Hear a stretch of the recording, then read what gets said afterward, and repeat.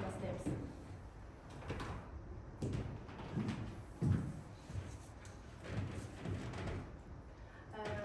Өткен сабақты еске түсіретін болсақ, өткен сабақта біз қандай тақырып өтіп едік оқушылар? Операциялық жүйе. Жақсы. Қолдарыңыздағы сотканы соткаларыңызды алып, мына жерде QR-кодты сканерлеп, тапсырманы орындаймын.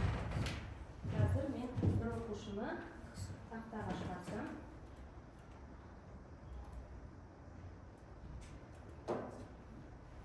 Кімде андай не жоқ? Интернеті жоқ оқушы. Сізде жоқ.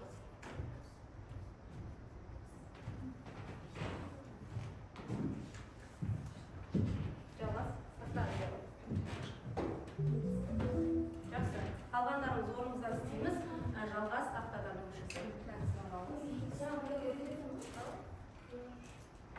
QR керек па сізге? Әлі камераңыз бар ма? Жақсы, қазір.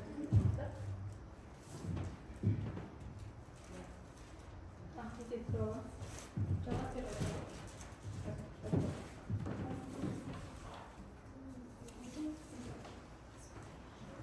Жақсы.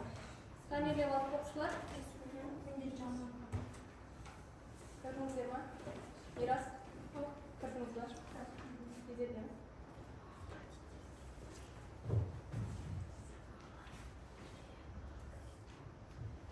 Жақсы отырып. Барлығымыз көрдік қой оқушылар. Жақсы. Қазір жалғас, тақтадан жалғастыра. Ал. Жақсы, жанындағы оқушымен жұмыс жасасаңыз болады. Жақсы. Бірінші, пайдаланушымен сұхбатты ұйымдастыруға арналған программалық рұқсаттама ортасының көрінісі дейді. Бұны біз өткен сабақта қарастырған болатынбыз. Мына жердегі тірек сөздермен анықтамаларына қарай сәйкестендіреміз. Тездетеміз.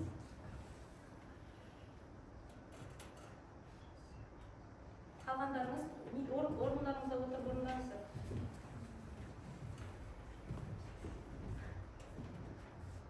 Мысалы, смартфонға арналған операциялық жүйе қайсысы? Мына жерде суреттерді қараймыз.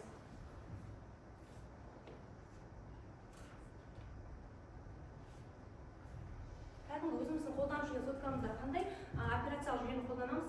Кім болды? Жалғас тездетеміздер.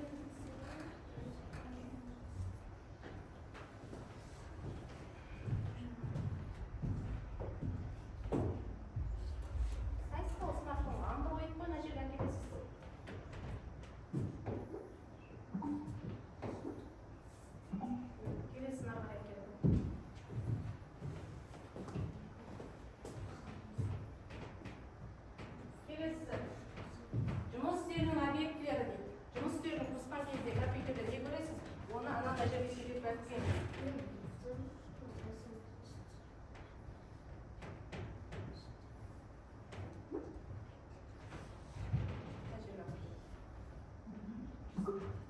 Жақсы, ары қарай. Келесі, отыра қойыңыз. Келесі, кім шығады тақтаға? Ал тездетіп жасаймыз. Нешеуі дұрыс болды? 5-тің 5-еуі өте жақсы, тамаша. Әлинұрда 5-тің 5-еуі дұрыс болды. Тағы кімде? Мирас, сізде нешеуі дұрыс?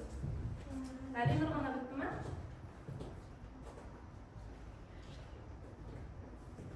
Тездетіп орындаймыз. Кәусар. Жоқ, мен ашамын. Болды, үш рет орындаймыз. Болды, Әлинұр ғана бітті. Ал бәріміз қараймыз. Жұмыс үстелінің операциялық жүйе дейді. Қайсысы? Компьютерге арналған операциялық жүйе қайсысы? Әлинұр? Жалғастың есеге дұрыс па? Дұрыс емес, иә? Бізде ол қайсысы?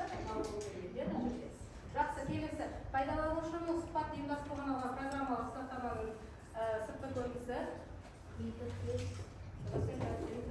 Келесі, компьютерде жұмыс істеп тұрған ең маңызды программалық рұқсаттама. Операциялық жүйе. Бұның барлығын өткен сабақта қарастырған болатынбыз, иә? Жұмыс істеудің объектілерін көреміз, яғни компьютерді қосқан кезде жұмыс істеуінде не көреміз? Сол ғой, яғни менің компьютерім, мой компьютер деген сияқты, иә? Жақсы, тексеріп көрейік. Жақсы, иә? Әлинұрда 5-те 5 болды, иә? Басқаларымызда нешеден?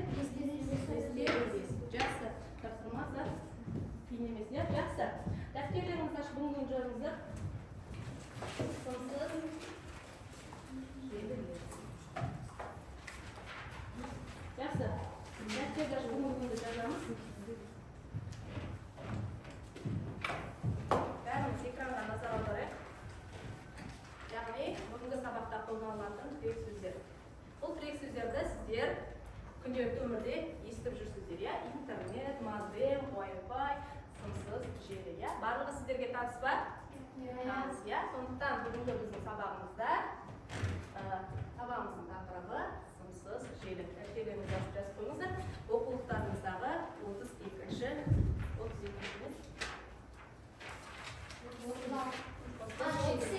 32-ші бет. Жақсы.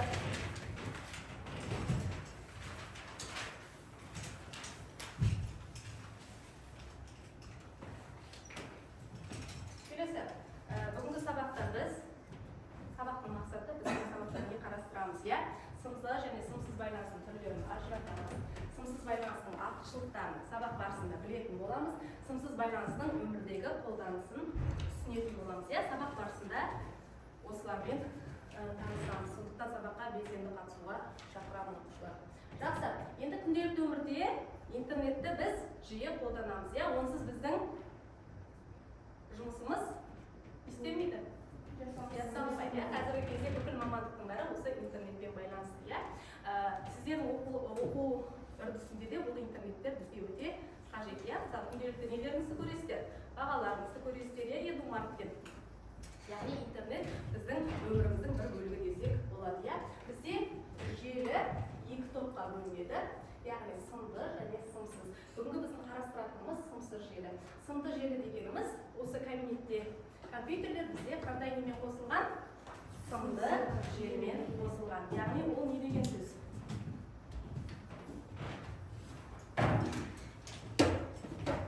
Яғни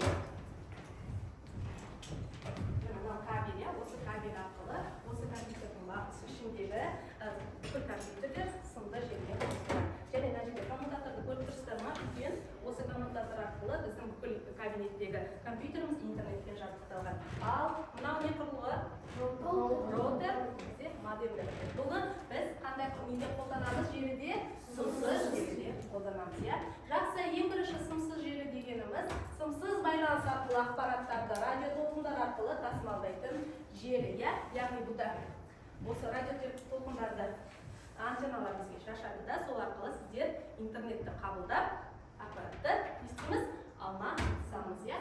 Жақсы, енді осы сымсыз желілерді интернетке қосатын технологияның түрі бізде қандай технология деп аталады дейді? Wi-Fi. Wi-Fi деген біз білеміз, иә, оқушылар? Wi-Fi-ді тағы қайда қолданамыз? Үйде, иә, тағы да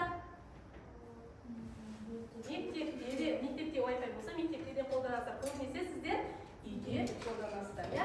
Жақсы, енді Wi-Fi құрылғысы бізде мынау, иә, үйде сіздерде танысты, иә, үйде осындай роутерлер болады болса, яғни осы құрылғы бізге Wi-Fi-ді, интернетті сіздерге шашады. Жақсы, енді бізде провайдер деген ұғым бар. Ол яғни бізді интернетпен қамтамасыз ететін не? Компания, иә? Мысалы, сіздер білесіздер ме, үйлеріңізді қандай интернет қамтамасыз ететінін, қандай провайдер қамтамасыз етеді? Мамаларыңыздан естіп қалған шығарсыздар. Жақсы, қазір сабақ барысында танысасыз. Яғни интернеттің жылдамдығы бізде бит секунд, килобайт секунд, мегабайт секунд, ары қарай жылдамдығына қарай, жоғары жылдамдыққа қарай өзгеріп, мына жердегі өлшем бірліктері өзгеріп отырады, иә? Гигабайт секундқа дейін барады, яғни ол өте жоғары жылдамдықтағы интернет. Енді қазір оқушылар, жаңағы біз қаламызда қандай интернетпен қамтамасыз ететін компаниялар бар, соларды қараймыз, есте міндетті түрде сақтаймыз. Өйткені қазір тапсырма барысында кездеседі. Қаламыздағы қандай интернет провайдерлері бар екенін білесіңдер? Ата-WhatsApp, Балхаш электронды город, Қазтелеком, Билайн, тағы да басқалар. Олар біздің қала мектептерін, үйімізді, маңызы бар мекемелерді интернетпен қамтамасыз етеді. Олардың ай сайынғы төлемдері де әртүрлі және өздерінің жеке тарифтері бар. Жақсы, сонымен есте сақтадық қой, бізде қалада қандай провайдерлер интернетпен қамтамасыз етеді? Жақсы, базасы есте сақтаймыз. Ал үйде қайсысы сіздерді қамтамасыз етеді? Жақсы, есте міндетті түрде сақтап аламыз. Олардың да тарифтері әртүрлі, төлейтін нелеріне байланысты, мегабайттарға байланысты төлейтін тарифтері әртүрлі. Енді біздегі Wi-Fi технологиясы қалай жұмыс жасайды? Соған назар аударайық. Бірінші роутер дедік, мына роутер бізге не жібереді дейді? Радио талқылар арқылы ақпараттарды тарата бастайды. Одан кейін құрылғылар сигналды қабылдайды. Құрылғылар қандай құрылғылар? Компьютер, тағы да планшет, ноутбук деген сияқты, соның барлығы бізде осы құрылғыдан шыққан интернетті қабылдайды, толқындарды қабылдап ақпаратқа айналдырады. Одан кейін мәліметтер алмасу жүреді. Яғни сіздердің компьютерлеріңіз немесе смартфондарыңыз Wi-Fi-ға қосылғаннан кейін не істейсіздер? Ішіне керекті ақпаратты алмасы, біреулермен хабарлама жазып, соған сондай жұмыс жасайсыздар. Яғни бізде осы екі жаққа ақпарат алмасады. Келесі, енді сіздерде Bluetooth деген естігендеріңіз бар ма? Оны көбінесе қайда қолданамыз? Дұрыс айтады. Наушниктарда қолданамыз, бірінші Bluetooth'ды қосып аламыз да, сосын кейін наушник арқылы, құлаққап арқылы тыңдаймыз. Жақсы, енді Wi-Fi бізде үлкен қашықтыққа жетеді дейді, көптеген құрылғыларды қосады, келісеміз. Жаңа өздеріңіз айтып отырсыздар, интернетке қосылады, жылдамдығы жоғары, орташа деп бөлінеді. Келесі Bluetooth ол қысқа қашықтықта жұмыс істейді. Мысалы сіз Алина осы жерде Bluetooth'ды қосып отырып, келесі ар жақта нұртілеу ар жаққа шығып кететін болса, онда екеуіңіздің Bluetooth'дарыңыз бір-бірлеріңізге іздейм таба ала ма? Жоқ, таба алмайды. Одан кейін интернет қажет емес, келісеміз. Екі құрылғыны қосады, батареяны аз пайдаланады. Яғни Bluetooth арқылы біз бір-бірімізге не жіберуімізге болады? Фотолар жібереді, Bluetooth арқылы. Сондықтан екі құрылғыны қосады дегеніміз смартфондарды қосуын айтады. Жақсы, енді қызықты фактілерге назар аударсақ, бірінші, осы 21-ші ғасырда 2024 әлемде 20 миллиардтан астам құрылғылар интернетке қосылған екен. 1971 жылы алғашқы желі пайда болған, яғни қазіргі уақытта уже 50 жылдан астам уақыт өтті. Ең алғашқы Wi-Fi 1991 жылы Ирландияда пайда болған. Келесі, қазіргі Wi-Fi 10 жыл бұрынға қарағанда 100 есе жылдам. Жақсы, енді бізде тағы да қызықты ақпарат, ғарыштан интернет дейді, жердің кез келген нүктесінде интернет болу үшін спутниктер ғарышқа жіберілуде. Одан кейін су астында да бар дейді, ол яғни ғалымдар үшін арналған, яғни мұхит түрінде де сымсыз жүйелер орнатылған, яғни ғалымдар зерттеуге, мұхит астына зерттеуге түскен кезде осы су астындағы желілерді қолданады. Одан кейін болашақта, қазір технологияның дамыған ғасыры ғой, сондықтан келешекте батареясыз құрылғылар, болашақта осында Wi-Fi-ларымыз сіздің құрылғыларды зарядтай алады деген сөз. Яғни сіздер соткаларыңызды тоққа тықпай-ақ, осы Wi-Fi-ның көмегімен зарядтай аламыз деген сөз. Ол енді уже келешегінде оқушылар. Жақсы. Енді тапсырмаға көшетін болсақ, сіздердің алдарыңызда мынандай қаламсап салатын не тұр, осында тапсырма тұр. Яғни біреуіңіз бір тапсырманы, екіншіңіз бір тапсырманы аласыздар. Ал тездетіп алайық, 3 минут уақыт беріледі, ішінде тапсырма берілген.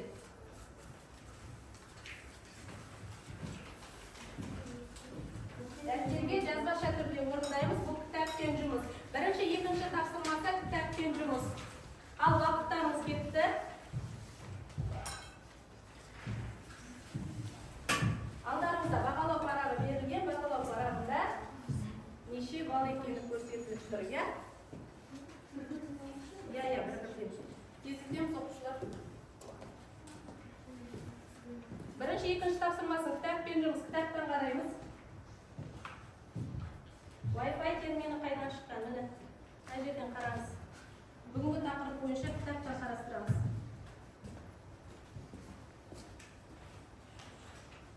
Тез жұмыс жасаймыз, оқушылар.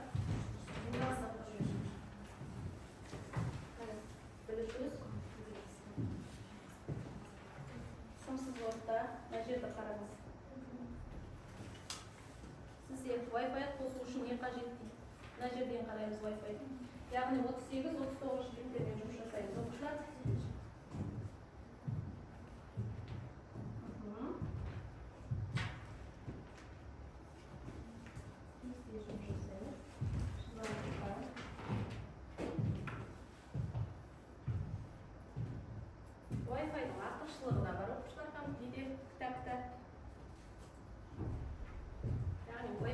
артықшылығы не?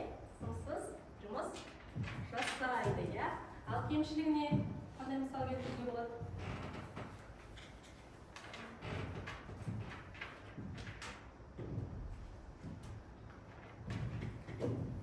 Яғни ол белгілі бір аумақтығына қамтиды, иә, кемшілігі. Неліктен? Үйден шығып кетсеңіз, үйдегі Wi-Fi-ңызды далада ұстай аласыз ба? Жоқ, мобильный ол. Иә, ол кемшілік болады.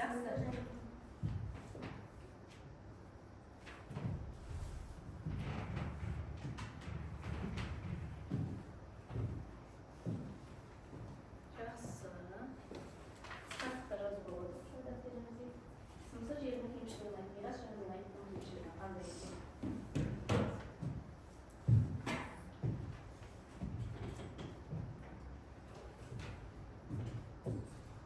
Сымсыз жердің артықшылықтарымыз қандай екен? Оқыдың ба, қыздар?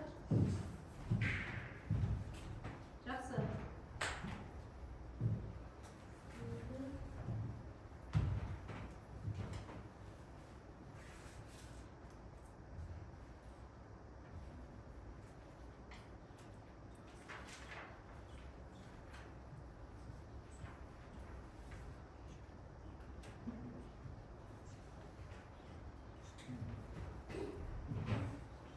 Болды оқушылар, қай жерге келдік, сол жерден тоқтаймыз.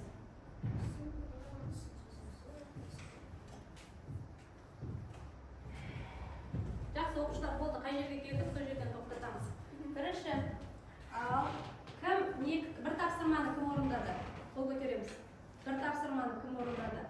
Жақсы, екі тапсырманы кім орындады? Екі тапсырманы.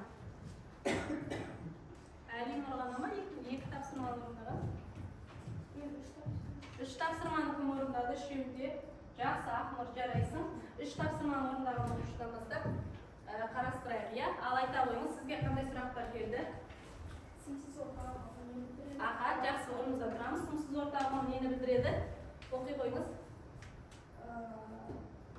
Сымсыз орта деген ол сымсыз жұмыс істейтін құрылғылар. Жақсы, тамаша. Екінші сұрағымыз.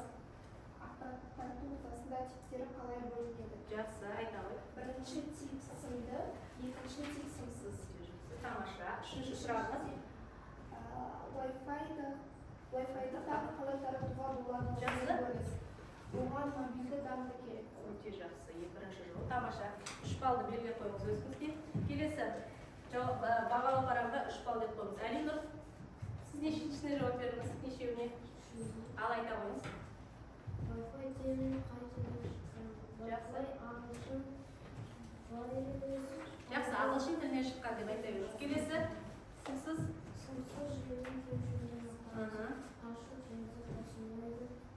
Жақсы, тамаша. Кемшілігі. Ал үшінші сұрақ.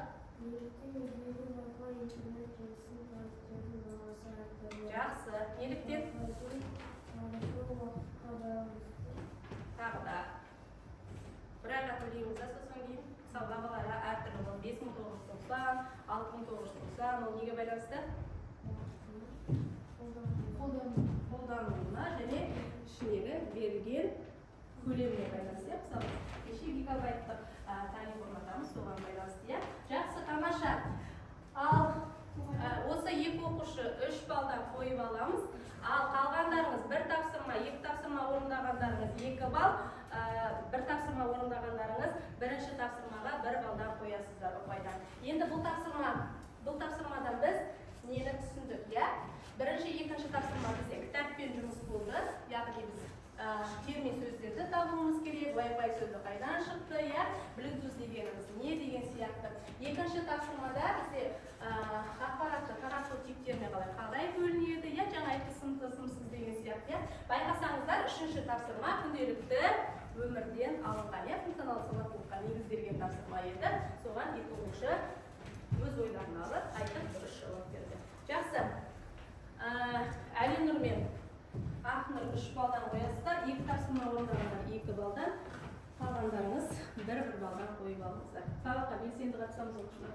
Келесі екінші тапсырма, тәжірибелік тапсырма. Бұда соткаларыңызды қосыңыздар, алдарыңызда планшет берілген, ноутбук берілген, ашамыз. Яғни осы кабинеттегі орнатылған Wi-Fi-ді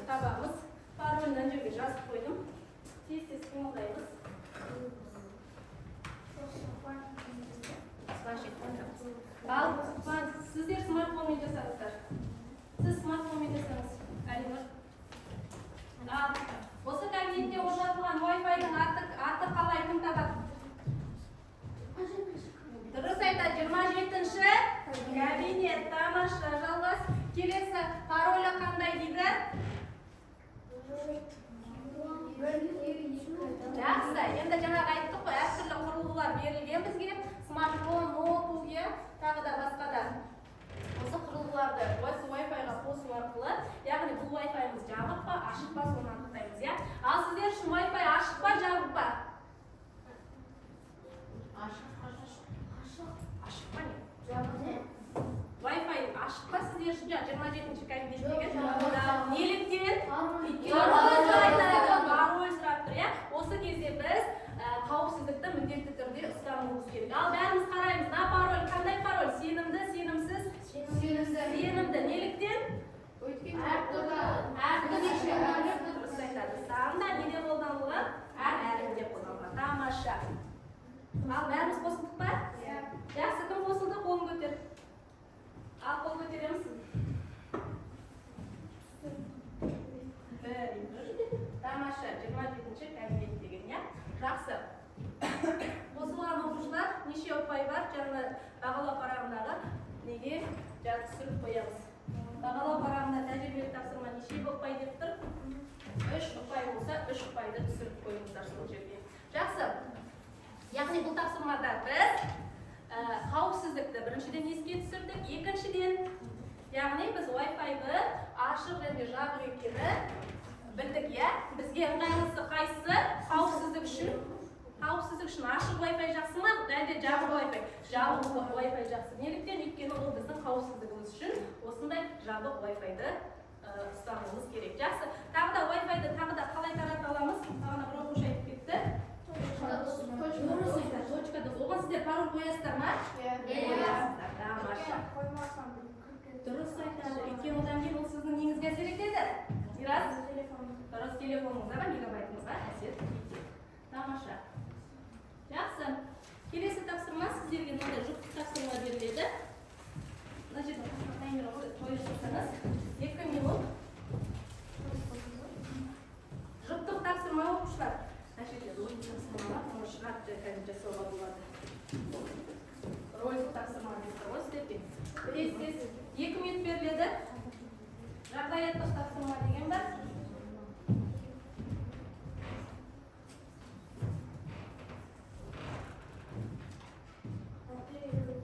Иә, мына жерде қайсысы сіздерге түсті? Қараймыз, иә? Мысалы, жағдаяттық тапсырма, бірінші тапсырма, жағдаяттық кімге түсті? Келесі мына жерде ролик тапсырма бар, мына жерге шығып орындауға болады.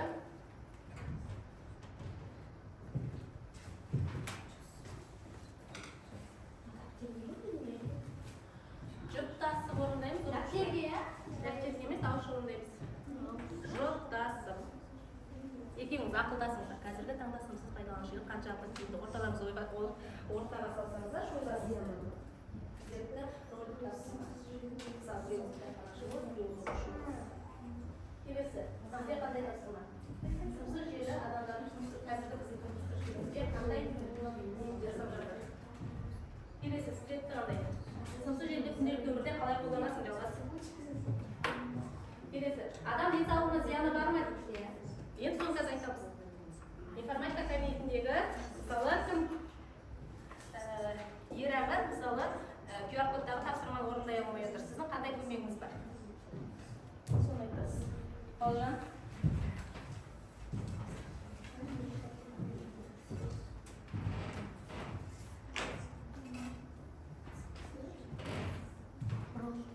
Жақсы, уақыт аяқталып келеді оқушылар.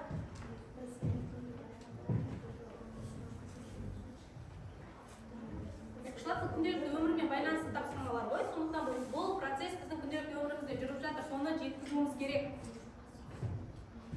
Яғни Wi-Fi біздің өмірімізде қалай еніп жатыр, қалай пайдаланып жатырмыз. Жақсы. Уақыт тоқтатылды. Ал кім бастайды? Қай жұп бастайды? Жақсы. Ақнұр, Мирас ортаға шыға қойыңыздар. Тамаша. Келіңіздер. Тапсырмаларыңызды ала шықсаңыздар, қазір оқисыздар ғой. Оны оқып, ал оқушылар қарап тұрыңыздар, қандай тапсырма түсті? Ролик тапсырмам. 6-шы сыныптың 2 оқушысы мектеп кітапханасына келді. Олар кітап оқитын ұлт жобасына қатысуда. Оқитын кітаптардың болмауын байланысты кітапханашы оларға электронды вариант оқуды ұсынды. Бірақ ол оқушыларға интернет болмаған екен. Сіздер басқа қандай жол қарастырар едіңіз? Қандай басқа мысалының жолын қарастырасыз? Диалог сияқты. Иә, диалог сияқты кәдімгі рөлді тапсырмас. Ерай, деп айтыңыз. Ал. Сіз кітапханашы болыңыз, біреуіңіз оқушы болыңыз. Кітапхананың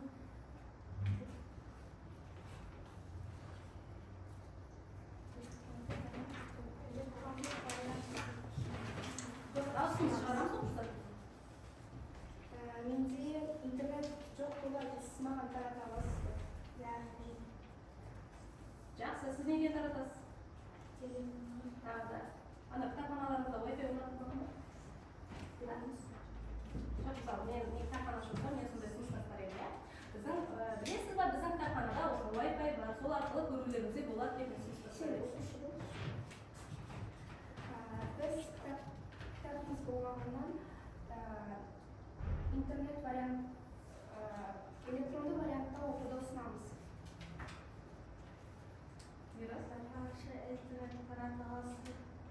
Иә, әрине біздің кітапханамызда арнайы интернет бар. Соған қосылып тапсырманы кітапты оқып. Жақсы. Осы кітап оқитын оқуға қатысып жатқандарыңыз бар ма? Мен жақсы, тамаша, сәттілік деймін. Ары қарай кеттік. Екінші. Кім бар тағы? Жақсы. Қанша ұпай тұр? Жанына белгілеп қойыңыздар. Бағалау парағына. Келесі кім? Әрине тездетіп шығамыз. Оқушылар тездетеміз. Жағдайын тапсырма. Балжан алмай қой, оқи қой. Орнымызда тұрамыз. Балжан. Оқушылар белсенді қатысамыз.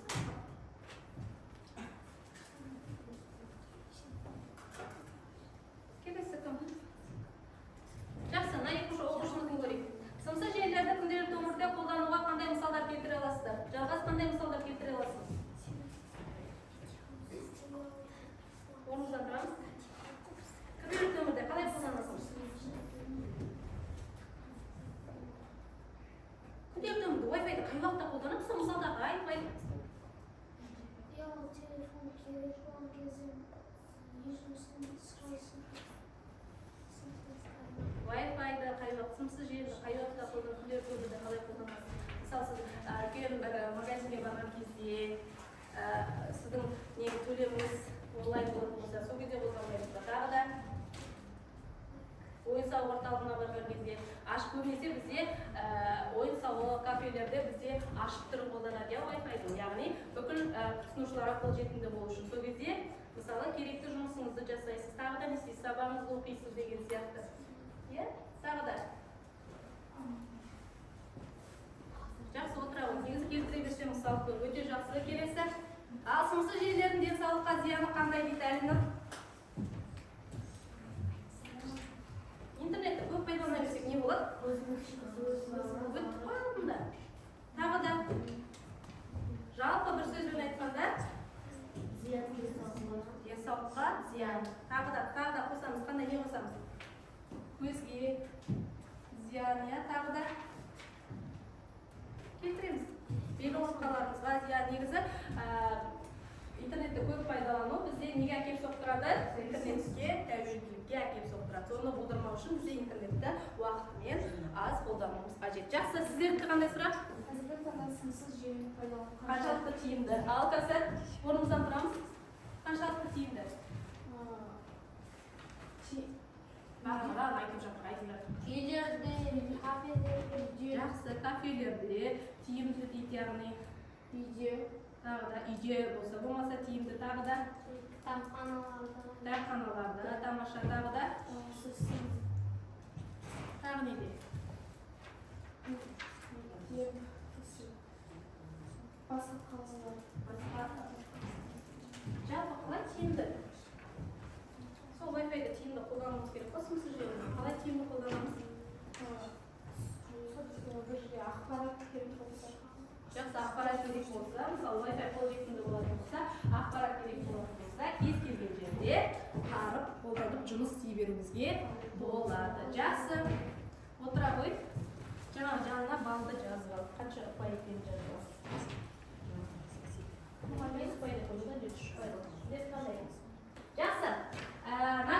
Екінші қатарда тұрған оқушыларға информатика пәнінен мұғалім QR-код тапсырмасын берді дейді. Аңсар оған кіретін мүмкіндігі болмай қалды. Аңсарға қандай көмек көрсетеміз?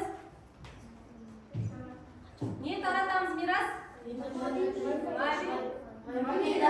Жақсы, мобильный данный тарату арқылы Wi-Fi-ға кіріп, интернетке кіріп, аңсарға осындай көмек көрсетеміз. Жақсы.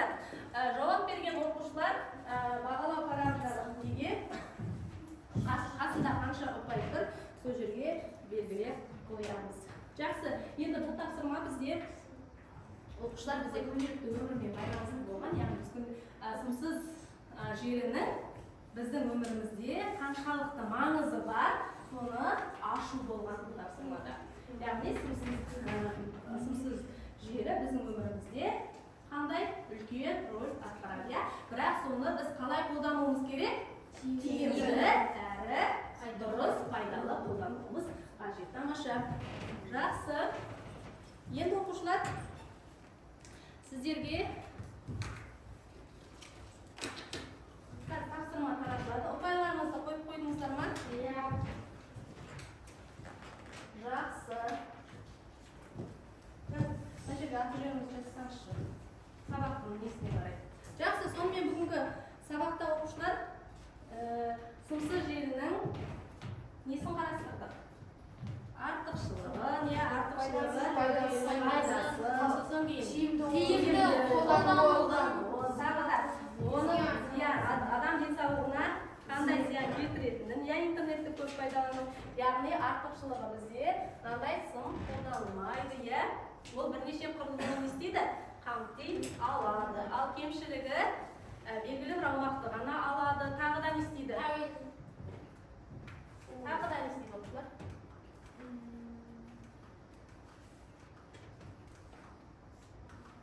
Мына жерде кемшілігі электромагниттік сәулелерге өте төзімді, яғни бізде қауіпсіздік деңгейі өте төмен. Мысалы, қауіпсіздік несі бұл жерде ескі шифрлау әдісі қолданылғандықтан қауіпсіздік деңгейі төмен, басқа байланыстарға қарағанда энергияны көп тұтынады. Ал артықшылықтары бізде кабель қажет емес, мынадай кабельді себудің қажеті жоқ, сымды желіге қарағанда құрылғыларды интернетке өте жылдам қосады. Жақсы. Енді сіздерге осы сабақты қорытындылау мақсатында мынандай семантикалық карта тапсырмасы таратылады.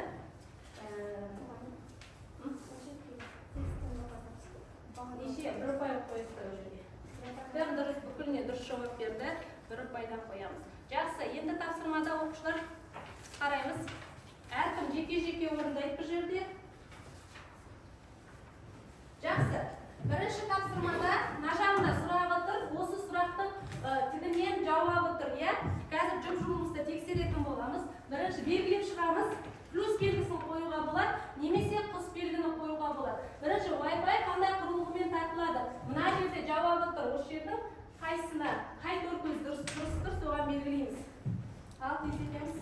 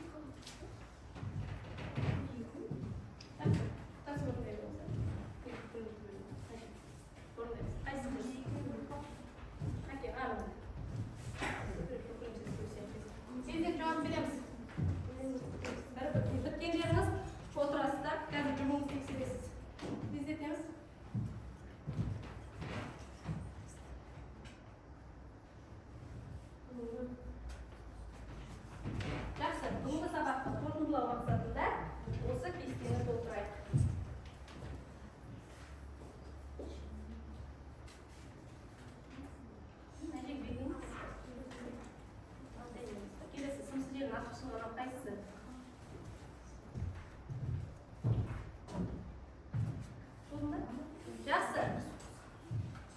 Байланыс belgilaymiz. Жақсы болды. Осы жерден тоқтатамыз. Енді жұптарыңызды тексеріңіздер. Бір-бірлеріңізден алмасаңыз, қарағым, мен қазір жауабын көрсетем. Бір-біріңізден алмасыңыздар. Жаңа нешеуі дұрыс жауап бересіздер. Тез алмастыңыздар ма? Жақсы. Міне. Ал қараймыз. Бірінші, Wi-Fi құрылғысымен таратылады, модем арқылы таратылады. Дұрыс деген жерге плюс батырмасын қоямыз. Келесі, сымсыз байланыстың артықшылығын белгілеп. Яғни Wi-Fi аумағында бір мезетте бірнеше пайдаланушы қолдана алады. Дұрыс, иә? Байланыстың түрлері бізде сымды және сымсыз болып бөлінеді. Wi-Fi сымсыз желінің кемшілігі желінің қамту аймағы шектеулі. Кімде төртеуі де дұрыс? Тамаша. Нешеуі дұрыс, Мирас? Төртеуі де дұрыс. Балжан, төртеуі де дұрыс. Оларына баланыкі ғой жанда. Енді қайтадан өздеріңізге қарап беріңіздер. Кімдікі нешеуі дұрыс? Жақсы. Оған 2 балл қойып қоямыз. Егер екеуі дұрыс болса 1 балл, төртеуі де дұрыс болса 2 балл. Үшеуі дұрыс болса 1 балл қоясыз. 0 болса 0. Ешқайсысы дұрыс болмаса. Жақсы. Сонымен оқушылар, бүгінгі сабақта сымсыз желінің не екенін білдік, артықшылығын, кемшілігін білдік, иә? Яғни қоғамда қазіргі тіршілігімізде Wi-Fi-да қалай қолданамыз, иә? Жақсы. Үй тапсырмасын жазып алыңыздар. Үй тапсырмасы кітаптарыңызда бар. Сіздерде талдап салыстырайық деген тапсырма. Оқулықтарыңызда 42-ші беттегі талдап салыстырайық, яғни сымды сымсыз желілердің сипаттамаларын салыстырып келесіздер. Мынандай видеограммаға түсіріп келуге болады, немесе кесте түрінде жазып келсеңіздер болады. Жақсы. Ал бағалау парағында кім қанша баға алды, балды астына қойып қойыңыздар. Неше балл? Кімде ол? Қазір қоя беріңіздер. Мен сабақтың соңында кімнің қалай жауап бергенін білем, иә? Сол бойынша өзім бағалайтын боламын. Ал өздеріңіздің бағаларыңызды сол бағалау парағына қойып қойыңыздар. Жақсы. Сіздердің алдарыңызда кері байланыс парағы таратылған. Яғни бүгінгі сабақтан қандай әсер алдыңыздар? Естідім, ұмыттым десеңіз, қандай берілген ғой, соны үстіне жабыстырасыздар. Мына сақының үстіне. Иә, сақының үстіне. Мына оқушы тұр, онандай бердің ғой жаңа. Клеймен ба? Клеймен жабыстырыңыздар, немесе қойып қойсаңыздар болады. Келесі, еш түсін берін десеңіз, еш түсін берін деген жерге қоясыз. Кесте жабыстырамыз. Оқушылар клей іздеп қажет емес, соның үстіне қойып қойыңыздар, менің жандарыңызға барып тексерем. Жақсы, тамаша. Тамаша. Кесте жасаймыз. Маме клей. Ал. Жақсы, оқушылар.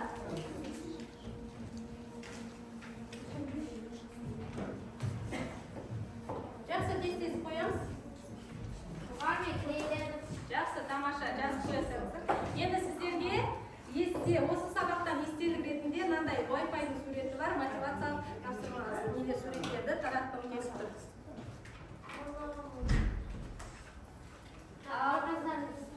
Жақсы. Ал Нұртілеу, түсінді, басқасына көмектесе аламын. Сен өзіңді сондай дәрежеде деп елесіп, сенімдісің ба осы сабақтан алған әсерің? Жақсы, тамаша. Орындадым, түсіндім дейді. Жақсы, жалғас неге еттің?